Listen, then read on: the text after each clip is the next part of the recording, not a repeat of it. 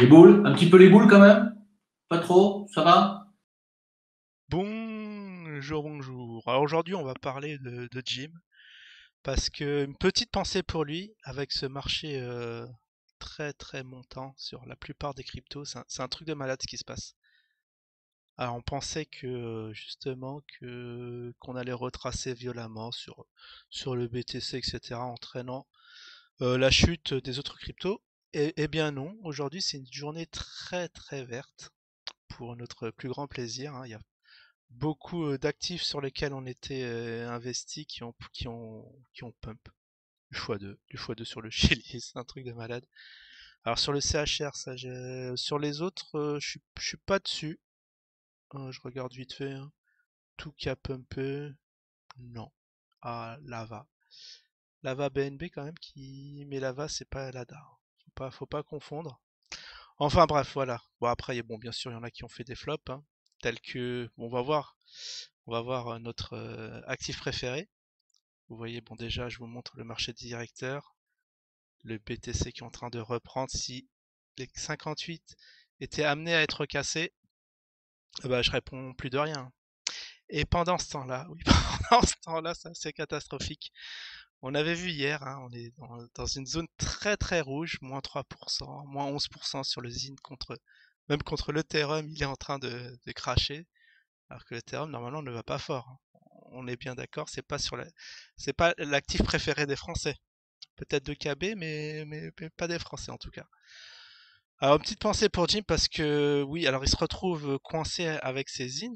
Bon, je pense que sur son portefeuille, bah, il y a quelques semaines, il avait dépassé les 100K, 100K de zines. C'est vrai que s'il les revendait, ne serait-ce que maintenant, il peut récupérer dans l'équivalent de 50, 55K, ce qui est pas mal, hein, pour service rendu pendant ces deux années de zine.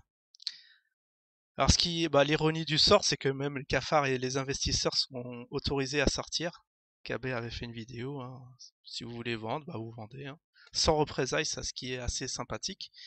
Bah, on n'a pas attendu déjà pour avoir le signal, mais bon, pour les derniers récalcitrants, je pense que ça commence à faire effet, hein.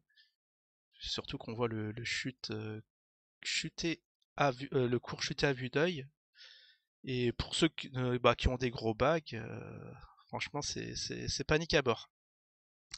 Alors bon, une petite pensée, bah oui, cette vidéo, c'est une petite pensée pour Jim parce que voilà, c'est de bonne guerre, hein, un petit retour de bâton parce que il avait dit à Poté qu'il avait critiqué lorsqu'il avait vendu, je crois, à 2 euros, enfin, 2 dollars. Bon, c'est à peu près l'équivalent. Eh bien, bah, ça se confirme de jour en jour que les gens ont eu raison de se barrer, hein. Maintenant, il va falloir faire un petit switch vers d'autres actifs, hein, même inconnus à ce jour, mais qui valent la peine d'être un peu ziotés. Regardez si, ne serait-ce que lui, ne serait-ce que, regardez, on a fait du x2 aujourd'hui, mais cet actif vient de très très loin, hein. Si on se met en, ah, c'est contre le BNB. Contre le BNB, on se rend pas compte de la folie furieuse qu'il y a eu sur cet actif, mais on va le mettre en USDT. Alors normalement, je suis plus à l'aise sur Bbox, mais je vois pas. Ah si, c'est là. Ah, des fois, c'est un coup à droite, un coup à gauche. On sait pas où se donner la tête. Ok, c'est là. Regardez contre l'USDT. C'est un truc de malade. Bon, c'est pas pour faire la pub, bien que. Bon, je le rappelle, perte de capital garantie, surtout en ce moment, si vous rentrez là, ça risque d'être un point haut.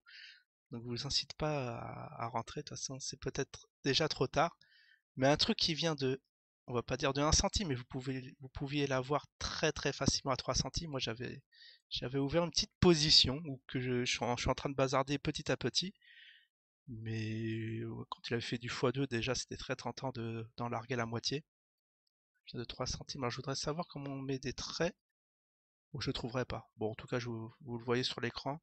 Il y a quelque peu, en début de mois, enfin, on est déjà en mars, mais bon, le mois dernier, 3 centimes, il avait fait un pump à 6 centimes. Il a reconsolidé un tout petit peu. Repump à 10, là aussi, j'ai largué du bag. Et là, bon, là, je suis désolé. Mais là, j'en ai presque plus, là, du x10. Ça se refuse pas. Et du coup, si ça retrace, je rechargerai. Mais voilà, qu'est-ce que vous allez faire dans cette galère de ce qui est le zine? C'est pas pour dénigrer, mais c'est quand même incroyable. Même Cabé, enfin, Cabé, on l'a jamais acheté, hein. Lui, il en revendait, c'est vrai que quand on y pense, c'est un coup de maître, hein, ce qui s'est passé avec cette équipe de zine. Donc, on comprend maintenant la stratégie marketing. On parle du BTC, le zine, on regarde plus le cours, on laisse couler. Bah, on va laisser couler un bout de temps. Je suis assez curieux de voir la fin de cette aventure qui peut arriver cette année, hein, si ça continue comme ça, parce que c'est un truc de fou. Il y a une halte saison un peu partout, sauf pour le zine, quoi. C'est le seul actif où on voit chaque jour dégringoler un peu plus. Surtout, ouais.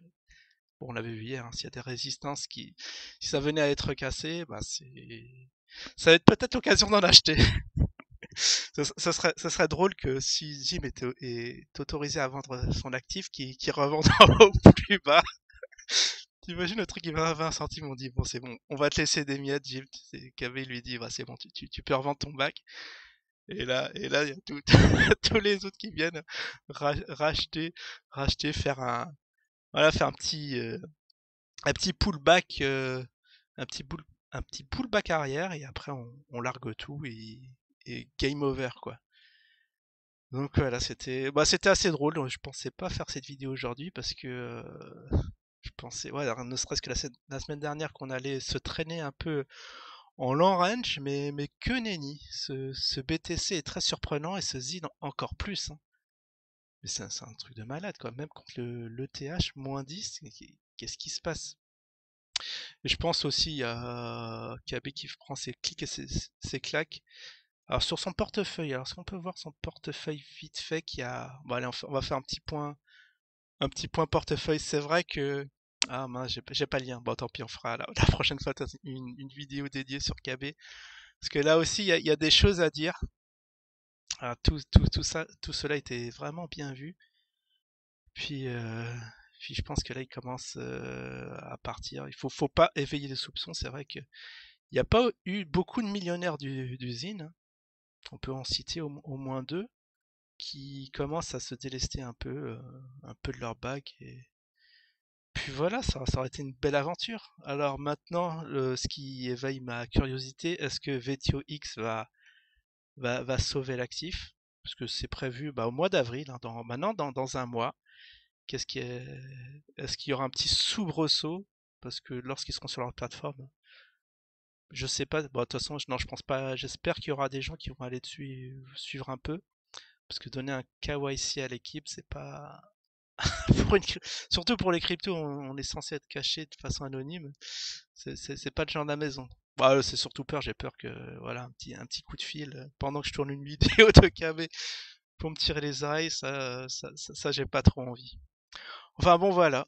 En résumé, bon, bah courage à Jim hein, pour avoir tenu aussi longtemps dans l'aventure parce que c'est pas chose aisée, hein.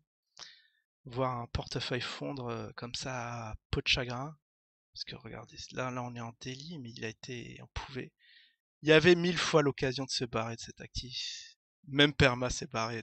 C'est pour vous dire que même les plus grands défenseurs d'usine contre vent et marée, il s'en est reçu des insultes. Même lui, c'est quand il s'est dit stop, il y a mieux à faire ailleurs.